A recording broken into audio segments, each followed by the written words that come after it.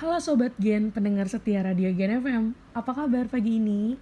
Seperti biasa nih, aku, Amelia Angel Wijaya, akan nemenin kalian untuk mulai beraktivitas pagi ini dengan dua berita yang aku akan bawa ini kaula muda. Cus, langsung aja.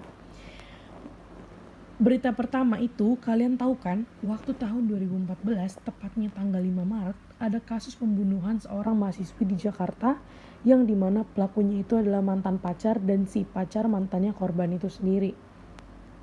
Wah, awalnya kasus ini diketahui oleh petugas penderek mobil yang sedang bertugas pada saat itu. Korban ditemukan di Jalan Tol Bintara kilometer 49.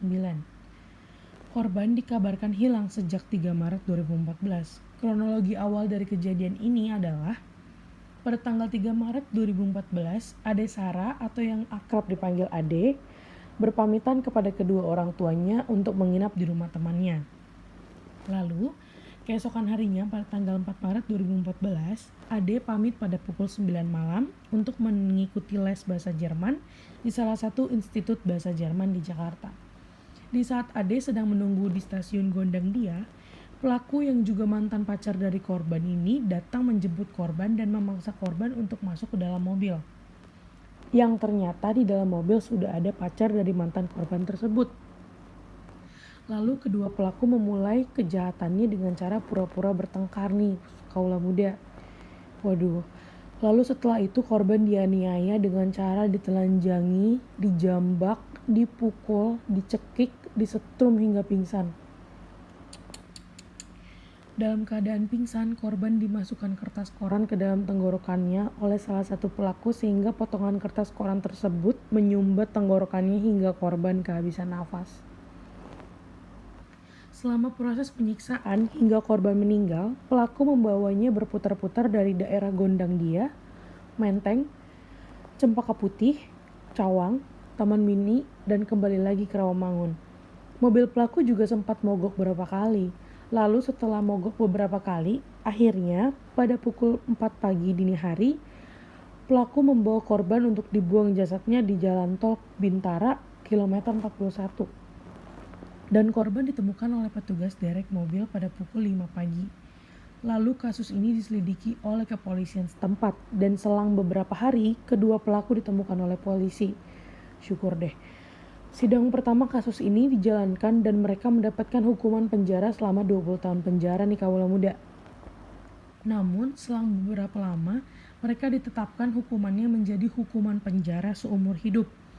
Namun yang luar biasa adalah ibu dan ayah korban ini memaafkan kedua pelaku dan menganggap kedua pelaku adalah anak kandung mereka sendiri.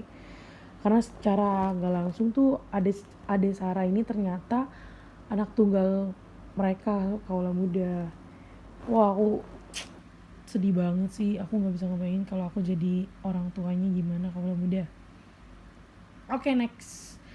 Karena lagi pandemi kayak gini kan, karena udah beberapa bulan ada di rumah kan, pasti kan suntuk, gak kemana-mana, secara work from home, school from home, semuanya from home gitu kan, jadi kayaknya suntuk nih. Nah, buat kalian yang pengen liburan di saat pandemi kayak gini, tenang aja kaula muda, bisa kok.